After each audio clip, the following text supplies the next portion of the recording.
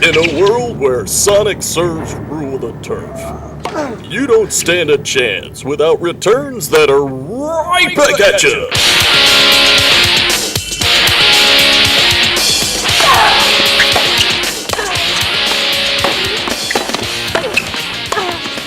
When you're facing an opponent who's launching a full-scale aerial assault, you have the choice to either run for cover or hang in there and send them right back at you. Even with the exceptional skills of an Andre Agassi, it takes more than just quick reflexes to break the offensive. You need powers of intuition to be able to anticipate the action before it happens. You must learn the techniques for gaining more control of each situation and the indicators that can help you detect the server's intent. You must have a game plan for breaking serve and the mindset and discipline to execute it. With less than a half second to read, react, and execute, you'd better decide on a plan for the return before the serve is struck, because you won't have time to decide later. Right back at you, baby. The return of service. And you know where it begins? Right up here. The mental attitude that you have to the server to first of all get the ball back in play. That starts the point. But once you learn how to get back in play, you're going to start challenging the server. And you're going to show him, I don't care what you do, I'm going to get it right back at you.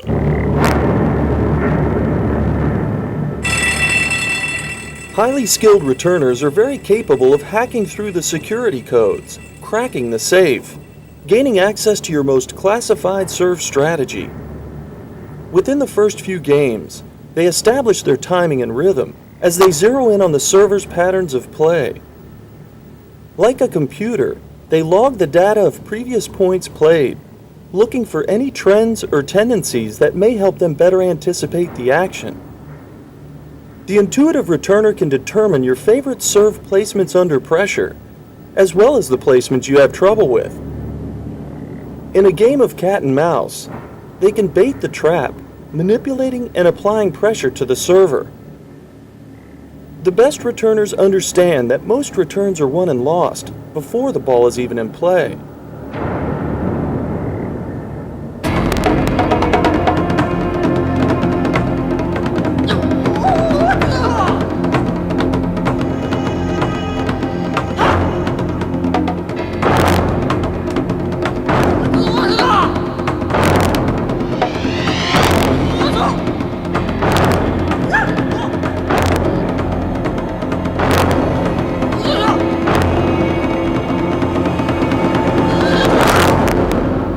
From the moment you step on the court, you should feel like you're on the hunt, stalking your prey, looking for any signs of weakness, moments of vulnerability, allowing you to strike. Your intensity must build up to the moment you react, letting nothing distract you from the task at hand, returning the ball back into play. Convince yourself that returning serve is a challenge you love. You expect every serve to be in. You want every serve to be in. That's the mindset you need to be fully prepared for the sonic serve. Oh gosh, I just pray on this crucial point that big dude double falls. You know what? You can't wish like that. What you gotta wish for is, hey, go in that box, and you know why? I'm gonna get it back. That's the attitude. You want to challenge the return of serve. You don't want to fear it, you want to challenge it. If you do, you'll have a chance to return the most difficult serve of all. Until you reach the professional level of play, only on rare occasions will you have an umpire to call the lines for you. That means you make the call. Out! When you see a ball is out, be quick and decisive, making sure the server is aware of your call. Out! If you seem indecisive, you will cast a shadow of doubt, and the opponent may assume you're playing unfairly. Was that ball in or out? Often it can be difficult to make a clear judgment, and at times you may be guilty of making an unintentional bad call. Oh yeah, ace. Don't make a habit of it. What? Are you blind? Need some glasses? Good players will know if they're getting cheated on calls, and will often return the favor, hooking you on the close calls. No one wins at that game, so play it straight.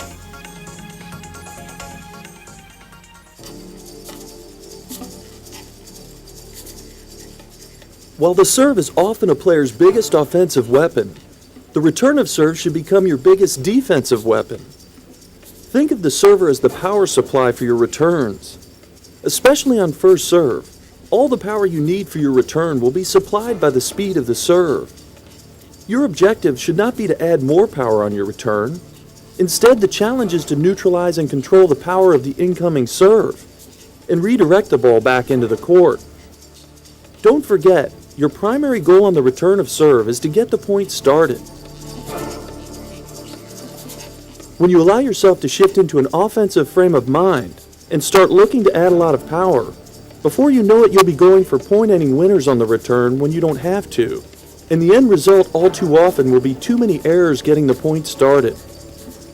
The return of serve should be a defensive strength that is consistently reliable at getting the point started, even when defending against sonic weapons.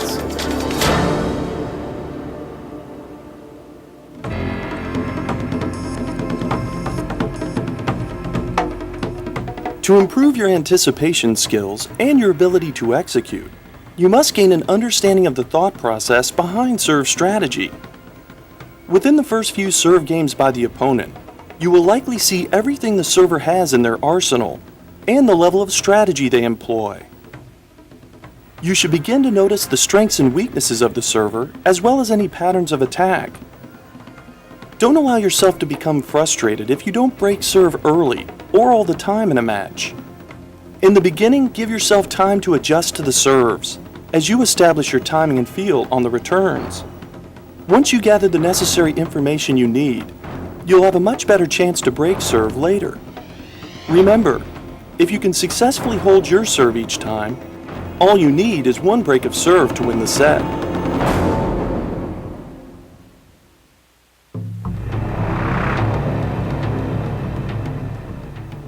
The blast and push strategy represents a player's mentality of thinking they have two chances to get the serve in.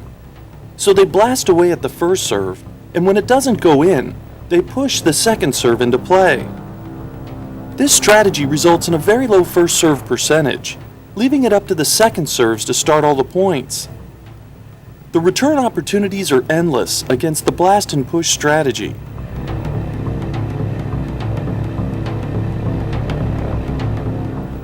As the server progresses beyond blast and push strategy, they begin to recognize the benefits of attacking the weakness and avoiding a returner's strength. Usually that means a relentless pattern of attack to the returner's backhand side.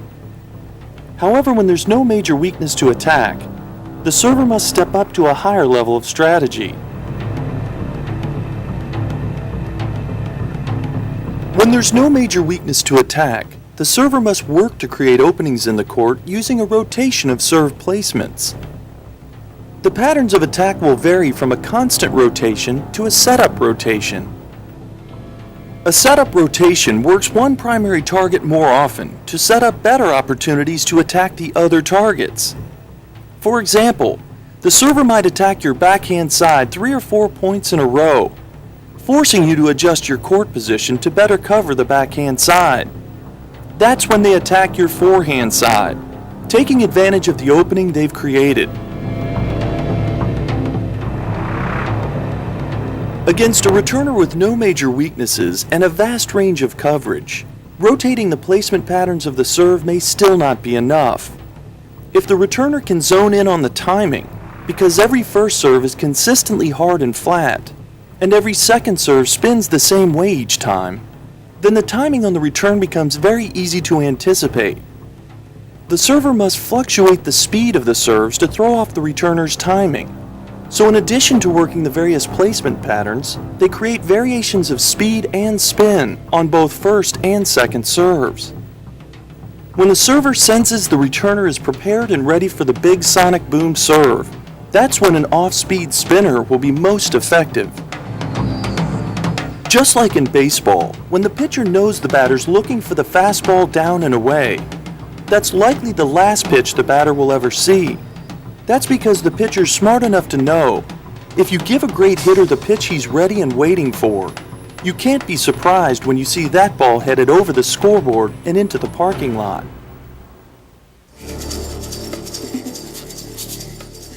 What I'm going to do for the next couple of weeks before you go to Australia is put you inside the baseline.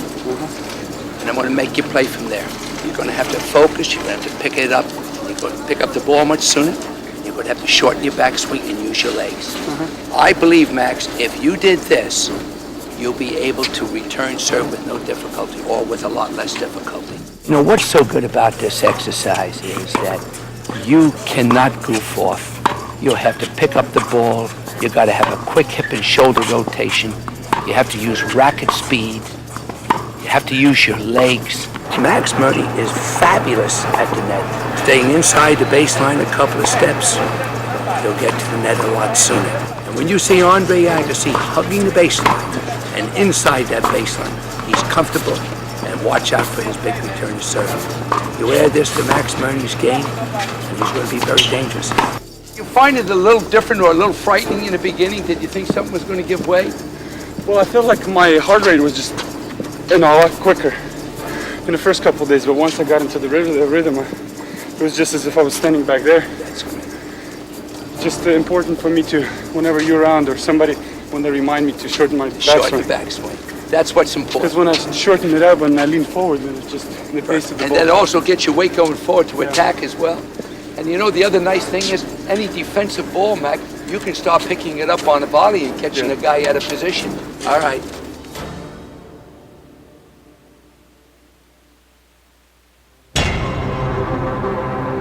Sonic serves versus right back at you returns. Be ready to rumble. It's gonna be a showdown. Like two heavyweight boxers squaring off, staring each other down. There's no fear in these faces. Neither one backs down to the other's threat. The game of intimidation begins long before the first ball is even in play. As they take their positions, the server begins his rituals of preparation as he plans his attack. Bouncing the ball several times, he takes one last look at the returner before sending the toss into the air. Meanwhile, the returner readies himself with his own set of rituals. The intensity must build up to the moment he reacts, so he is sharp and quick in reflex mode. The returner has the option to go in blind and pray that he executes brilliantly, or he too can plan his attack in advance of the serve. With a decisive plan in mind, he has a much greater chance of sending that serve right back at you.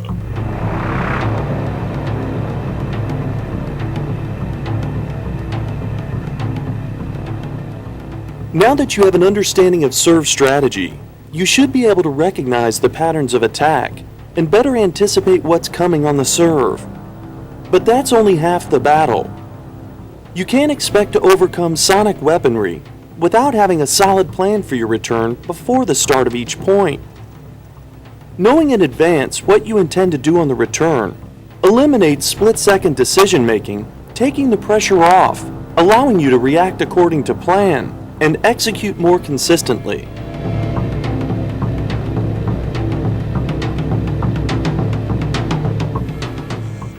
While you can never be certain whether the serve will be to your forehand or backhand side, there are many factors you can be certain of in planning your return of serve. The best you can do is anticipate and sometimes influence the server's actions, but you have the opportunity before every point to know exactly what you are going to do.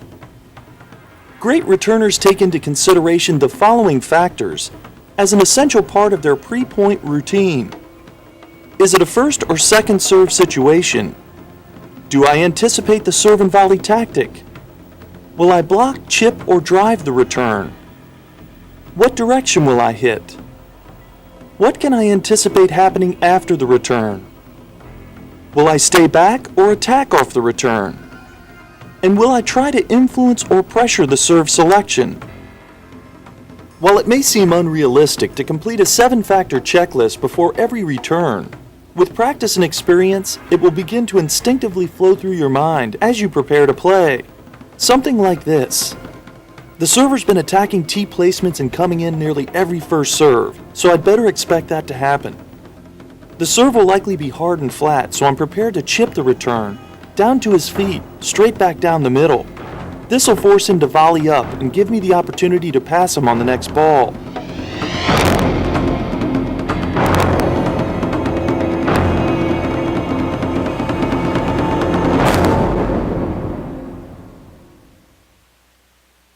Now let's take a closer look at each of the 7 factors of planning and the options you have to work with.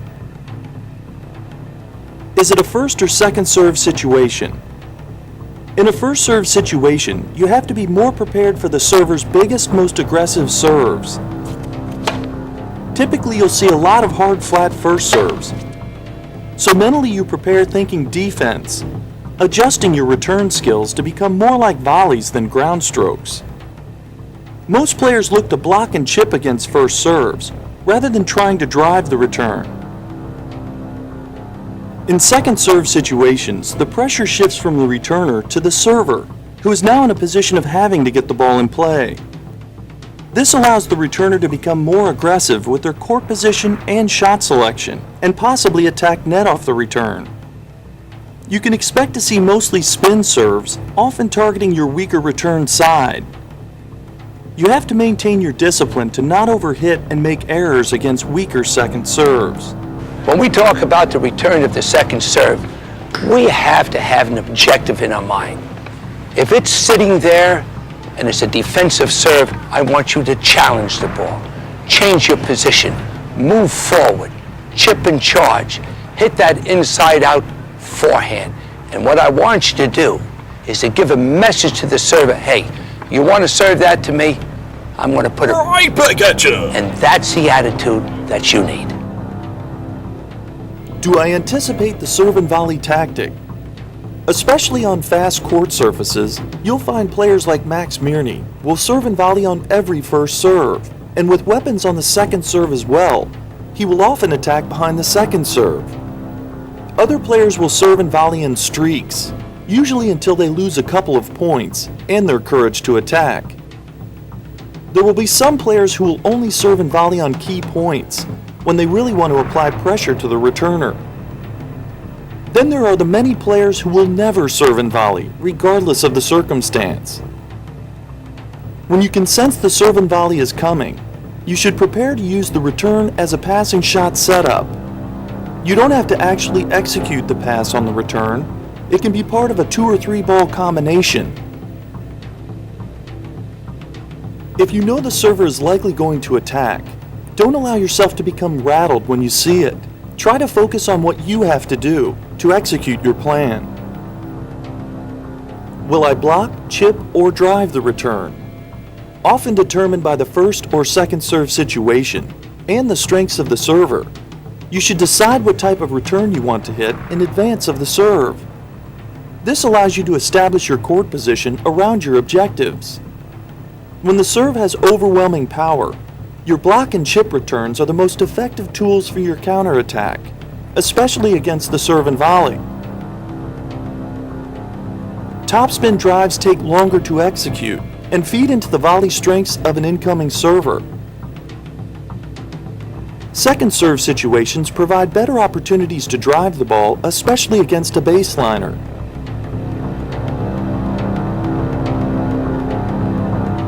What direction will I hit? Whether the serve is to your forehand or backhand side, know what direction you intend to hit the ball and stick to that decision. Against a serve and volleyer, you'll work with the down the line, cross-court angle, and down to the feet as the primary targets. Playing a baseliner, the direction of your return will usually determine the cross-court rally pattern, unless you attack the net.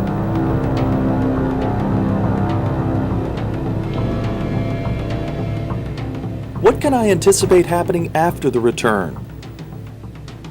Knowing in advance what type of return you're working with, block, chip, or drive, and what direction you're hitting, you should be able to anticipate the server's response to your return.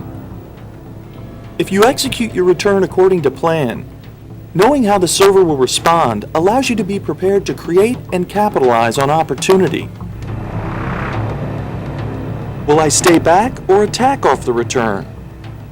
Against big servers, you'll find few opportunities to attack net in first serve situations. But on the easier spin second serves, the chip and charge tactic is very effective at applying pressure to the server. If you want to be successful with the return and volley tactic, you need to know before the serve is in play that you intend to attack. If you wait to see the quality of your return before making your move, you'll often get caught out of position to play the first volley. Will I try to influence or pressure the serve selection? The returner has the ability to apply pressure and influence the server's thought process by becoming more proactive with their court position, movement, and actions on the return. One basic example of this occurs in second serve situations, when the returner moves forward to his starting position 2 or 3 feet behind the service line. And when the server sees this, they'll often respond in one of 2 ways. Feeling offended, the server may overhit and try to power through the returner. Or, feeling intimidated, the server may become more tentative. Either way, the returner is affecting the thinking of the server and can often force the double fault. This is just one of several ways the returner can influence the server. Let's take a closer look at how all this works.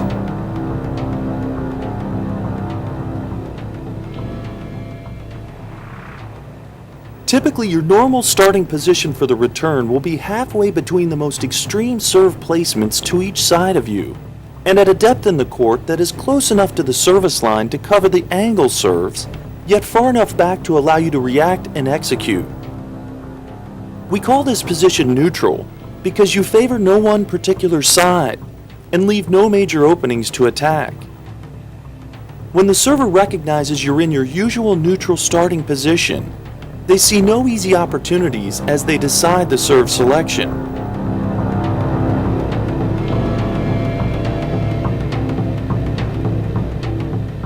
As a match progresses and you begin to see the server neglecting specific serve targets, you should adjust your court position to the attack. If the server is constantly working the backhand side, then shift over a step or 2 towards the backhand and start from there. This will improve your wide reach for the backhand attack and challenge the server to go for the target you leave open on the forehand side. You may find they struggle with that placement and therefore don't choose to go there often. What you see and learn through the course of a match may allow you to adjust your starting position based on the strengths and weaknesses of the server's attack. But when you're up against a server with the capability of reaching all the serve targets and is effectively disguising the variation of placements, you have to become more proactive with your court position tactics to gain an edge on anticipating the serve placements. I've always told my students, I can remember talking to Andre, don't worry about that big serve. You may miss a few. Don't show the server that you're emotionally upset. Then they really got you beat. They served that big one, that's okay. Make up your mind, I'm going to get the next one. Eventually, if you have that attitude, you'll connect on a few, and that's all you need. The bait and switch tactic involves using your court position to create openings for the server, then taking the opening away before the server makes contact, allowing you to highly anticipate the serve placement. To execute the bait and switch requires you to study the eyes of the server very closely as they prepare in their routine. Typically, you'll see a consistent pattern of eye movements by the server that can be windows of opportunity for the returner. As the server steps up to the baseline, they look down to watch the bounce of the ball. Then they look forward to make sure the returner is positioned and ready. When the server sees you're ready, then their eyes shift to looking upward as they begin to toss. So they look down, look forward, then look up before tossing and hitting the serve.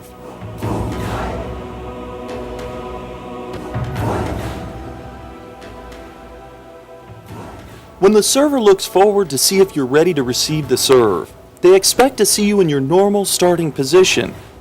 When you change your starting position even slightly to the left or right, a red flag goes up for the server, who now sees a possible opening to attack. If you create the opportunity for the server to see an opening and tempt them to go for it, Then you narrow down the range of possibilities, usually to the placement you've left open. If you adjust your starting position to the left, you are baiting them to serve to your right side. If you adjust your position to the right, the server will see an opening to your left. When you change your starting position by moving in much closer to the service line, you challenge the server to overpower you. And when you move much further back from your normal neutral position, you challenge the server to go for the extreme angle placements, as you neutralize the effect of their power serve down the middle. The adjustments you make in the depth of your court position can be difficult for the server to detect, so if you're trying to send a message by moving forward or back, you might have to exaggerate the adjusted position a little more. However, even subtle adjustments left or right will be easy for the server to see and take notice. If you are to effectively bait the server into a placement, you must be in your adjusted starting position before or while the server is looking at you. If the server never notices your position change, the tactic becomes useless. Once the server sees you've changed position and have left a small portion of the service box open, chances are they will chase the bait. But you can't remain out of position or you'll risk giving them the reward of an ace to that opening. That's where the switch comes in. The moment the server's eyes look up to watch the toss, that gives you a window of opportunity to move back to your normal neutral position before the serve is actually hit, with a good idea of where the serve is going. So by switching back to neutral before contact on the serve, you're now in your normal return position, ready to capitalize no matter where the serve is placed. However, timing is everything when it comes to executing this tactic, and you can't expect it to work all the time against all players. When used more sparingly, it will work more effectively when you need it the most. You'll have to practice these techniques to become very good at baiting the server into your traps, without them realizing you're actually deciding the serve placement for them.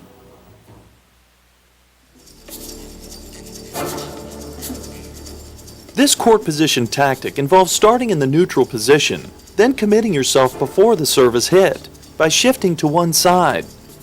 This tactic will only be effective when you're able to accurately anticipate the placement of the serve. The risk you take is that the server may attack a different target. Often used to run around what would be a second serve to a backhand, to work with a forehand strength, you must wait until the server's eyes look up with the toss before you make your move.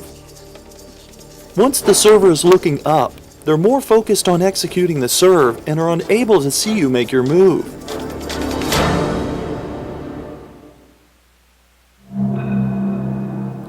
Your court position depth can be used as one of the most effective tools to break down the serve and volley attack. If you always return from the same depth in the court, the serve and volleyer can easily establish the timing for their footwork, split step, and first volley. If you vary the depth of your position on the return by moving forward or back a step or two, that will often be enough to disrupt the server's attack. So rather than altering your strokes, change your position instead, and you'll find the serve and volley are constantly in search for their timing and rhythm.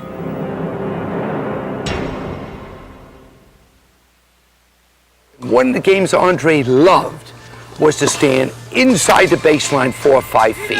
Have the service stand at the service line.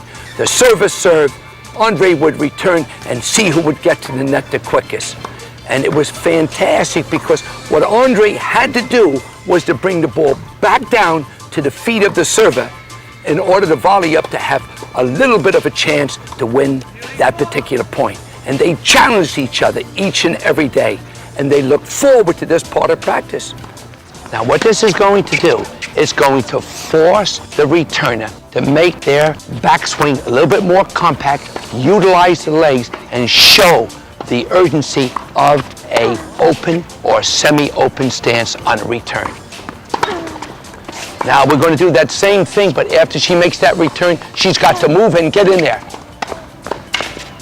By getting in there that quick, she can now hit down on the volley or position the volley out. Look at the position on the court. She's in 6 or 7 feet. Good, and when she has that little half volley, don't panic. Play it the same as a regular ground stroke.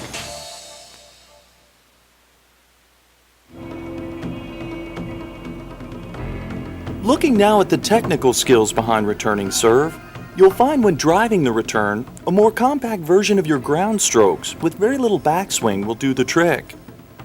When chipping and blocking returns, often the technique takes on the look of your volley skills, using the power of the incoming serve to your advantage. However, the most important factor to remember is that in most situations, you have to be in a defensive mindset to execute effectively. Developing a consistent routine leading up to the execution of the return will play an important role in establishing your timing and feel. Though the routines may differ from player to player, there are some key elements you must incorporate if you want returns that are right back at you.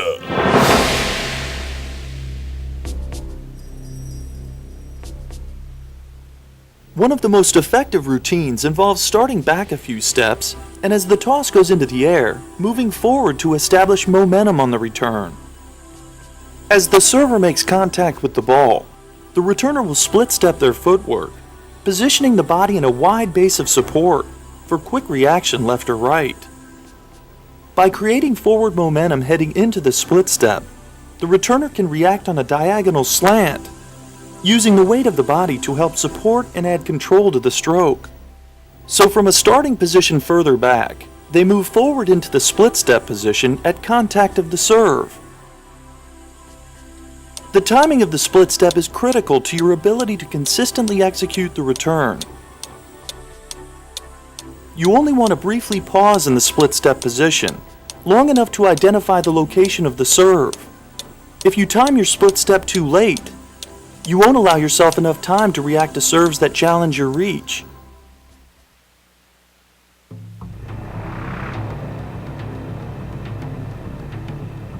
For sharper reaction time and quicker movement, your split step position should establish a strong athletic foundation throughout your body. That means a wide footwork base 1.5 to 2 shoulder widths apart, a low hip position through bending the knees, and strong upright back posture. Building the qualities of the athletic foundation into habit for all aspects of your game will help you tremendously, especially when in quick reflex mode on the return.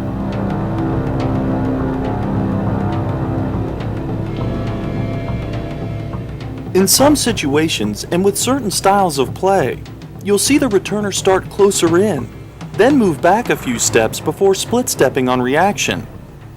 If you prefer this routine, you must make sure you drive your body weight forward as you execute to reverse the momentum you created backwards.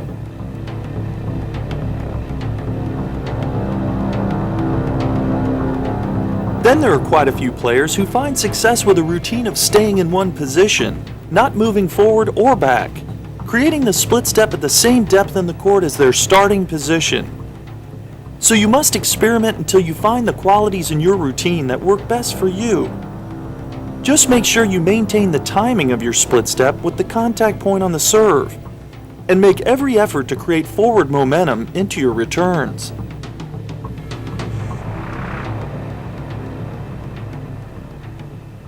Quite often my students say, gee whiz, I don't have somebody that will get out there and serve to me hundreds and hundreds of tennis balls. That's okay. What we do at the academy is use the backboard, and I'm going to show you. The backboard becomes the server, and my student will work on the return serve using the following steps. Watch closely. My young student here is going to start back, maybe 30 feet or so from the backboard, and he's going to hit forehands and backhands. He can go into a neutral stance, he can go into a completely open stance, has plenty of time to make the grip change. He can take rather a big swing. But right now, what we're going to do, we're going to move him in another step or so. And I'm going to force this young student of mine, Richie, to start shortening up, picking up the ball a lot sooner, making that quick transition from a forehand to a backhand grip, and also utilizing the open stance a lot more than ever before. So don't forget, You can use a wall, you can use the back of a garage, you can use the backboard, I don't care. But get out there and practice the return to serve. And you know what? The more confidence you gain, the closer you're going to get to that backboard. A common problem many players experience on the return we call the jack-in-the-box. The moment the server makes contact, the returner springs into the air, like a jack-in-the-box. At the exact moment they should be positioned with their feet on the ground, reacting and making their move, these players have their feet almost a foot off the ground, and by the time they land, it's too late to react and execute. Another situation to avoid is the jack-in-the-box action as you execute your returns. Launching upward may feel like you're creating more power, but often this results in losing control of the stroke, causing frequent mishits off the bottom edge of the frame. So look out for the jack-in-the-box in both situations to improve the quality of your returns.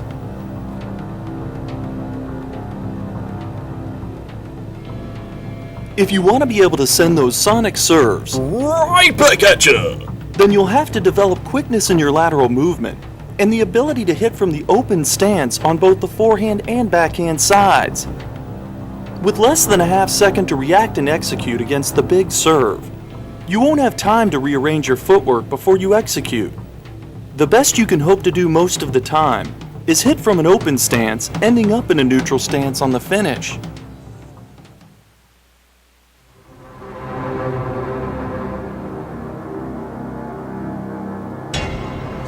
Especially in a pressure situation when I'm guessing for the return.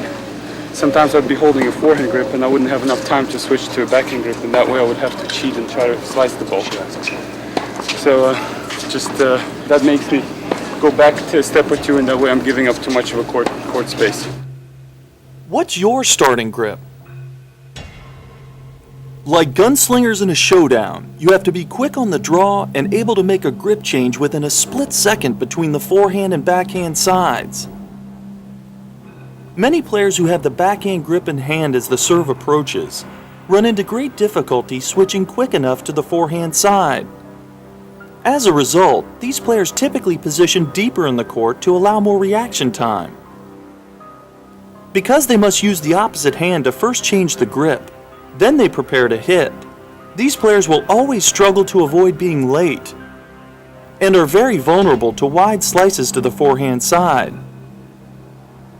If you start with the forehand grip, you can immediately prepare for contact without any change when the serve is to the forehand side. From the forehand grip, when you see the serve is to your backhand side and you're looking to drive the return, you must learn the technique of using the opposite hand to do the work. As the dominant hand reacts by reaching towards the point of contact, the opposite hand, positioned on the throat of the racket, prepares the racket head for the stroke. As the opposite hand positions the racket head, the dominant hand releases off the grip so that the grip can spin into the backhand position. In one action, the dominant hand reaches out to contact while allowing the grip to spin into the backhand position.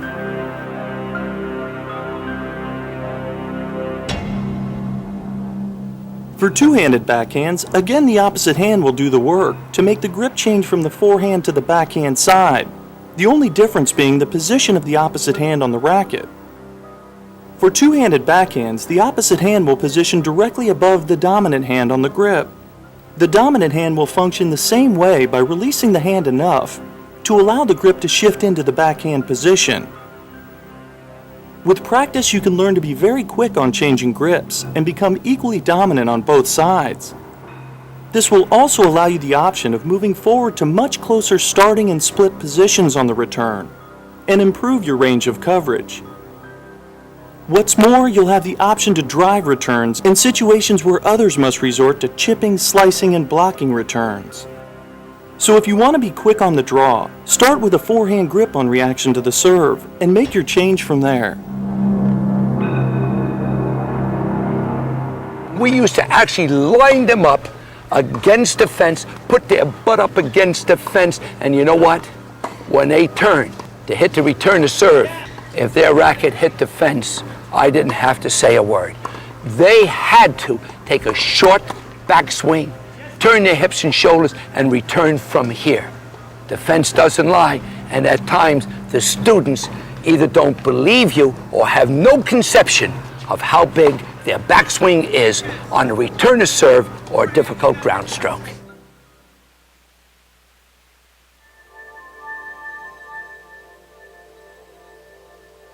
The true test of a returner's skill is to test the limits and extent of their range of coverage. On the extreme serve placements that make the returner move and lunge to execute, is there strength or significant breakdown? For most players, they will always struggle to generate power and maintain control on the full reach return. The reason being is that most players have a completely different stroke technique than that of the greatest returners. Where the majority of players will prepare for the full reach return by taking the racket back, then creating their power stroking out to reach the ball. The best returners prepare by reaching out, as if they were going to catch the ball off the bounce. By reaching out as the first move, their feet can quickly adjust and create power for the stroke action to pull the racket back across the body.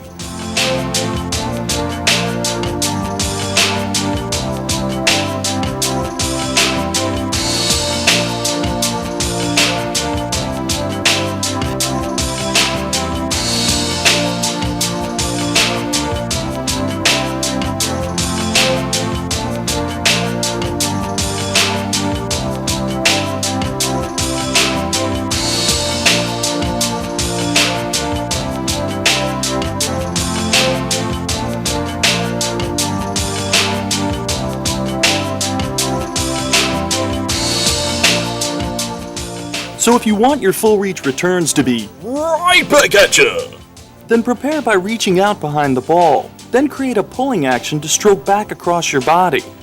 And you'll not only be able to block those would-be aces back into play, but you'll have the power to drive those off-speed spinners right back at you. Don't tell me you go out there just to play and have fun.